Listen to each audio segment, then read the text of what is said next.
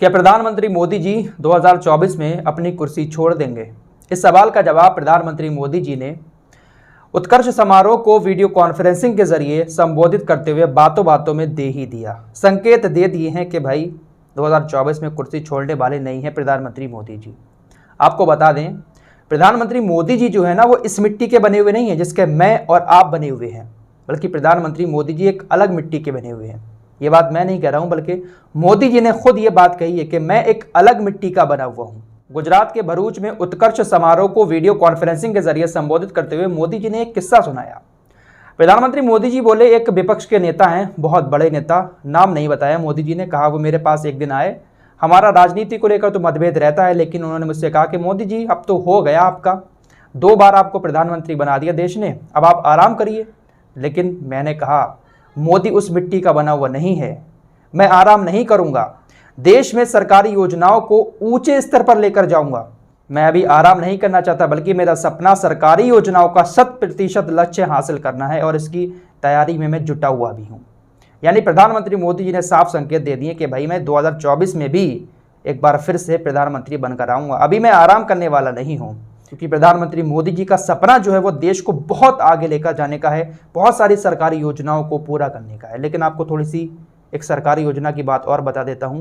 अभी खबर आई है कुछ देर पहले, प्रधानमंत्री की सबसे ज्यादा कल्याणकारी योजना उज्ज्वला योजना, जिसमें गैस सिलेंडर फ्री दिए थे प्रधानमंत्री मोदी जी की सरकार ने। यह खबर आपकी स्क्रीन पर है। उज्ज्वला योजना 90 लाख लाभार्थियों ने दोबारा सिलेंडर नहीं भरवाया। Press review. नरेंद्र मोदी सरकार की प्रमुख कल्याणकारी योजनाओं में से एक प्रधानमंत्री उज्ज्वला योजना के 90 लाख लाभार्थियों ने बीते वित्त वर्ष में कभी दोबारा सिलेंडर नहीं भरवाया। अंग्रेजी अखबार द हिंदू अपनी एक विशेष रिपोर्ट में लिखता है कि बीते वित्त वर्ष में 1 करोड़ लाभार्थियों ने अपने सिलेंडर सिर्फ एक बार ही भरवाए थे। इससे आप अंदाजा लगा सकते हैं कि गरीब आदमी के पास सिलेंडर दोबारा भरवाने के पैसे भी शायद नहीं हैं।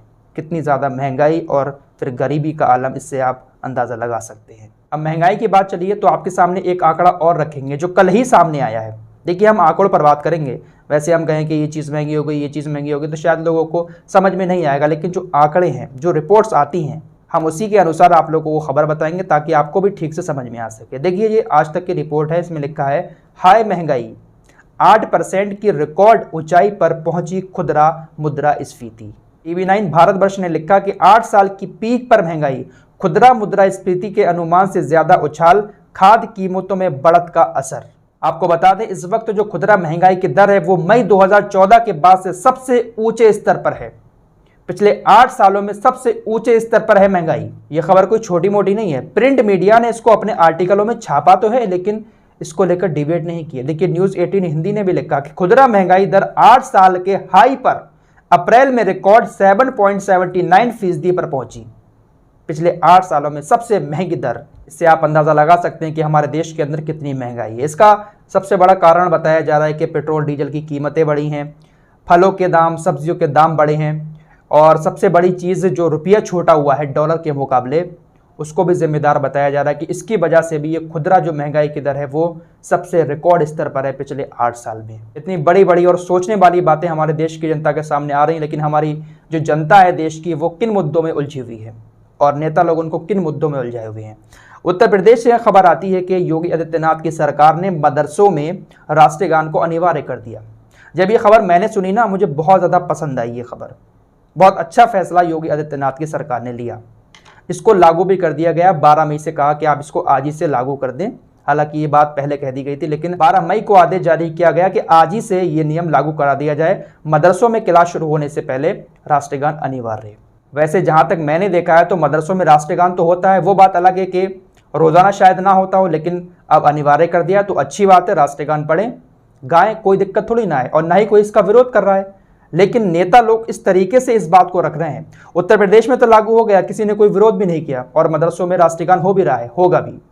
अब मध्य प्रदेश से खबर आ रही है, वहां पर चुनाव होने वाला है, तो वहां के कुछ नेता देखिए क्या बातें कर रहे हैं। आम जनता के सामने इस मुद्दे को भी इस तरीके से पेश कर रहे हैं जैसे मुसलमान शायद राष्ट्रगान का विरोध कर रहा है। और हम इसको मदरसों में लागू करके रहेंगे। कोई मुसलमान विरोध नहीं कर रहा है भाई, आप लागू करो, बहुत अच्छी बात है ये तो भैया।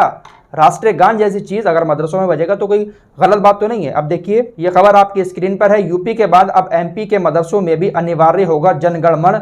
बीजेपी विधायक ने कहा तुम गाओगे तो ठीक वरना दूसरी तरह से गवाया जाएगा। मतलब इनके बयान तो देखिए, इस तरीके से बयान दे रहे हैं जैसे मुसलमान गाना नहीं चाहते और हम जबरदस्ती इस नियम को मदरसों में लागू करके उनसे जबरदस्ती राष्ट्रीय गान गाने के लिए कह रहे हैं। ये मध्य प्रदेश के बीजेपी के विधायक रामेश्वर वर्मा, इन्होंने ये बात कही है। और इसके बाद अब वहाँ के जो गृह मंत्री हैं उन्होंने भी संकेत दे दिए कि मदरसों में राष्ट्रीय गान लागू किया जाएगा, इसको अनिवार्य किया जाएगा। तो भैया कर दो लागू, कोई दिक्कत नहीं है, ना ही कोई मुसलमान इसका विरोध कर रहा है।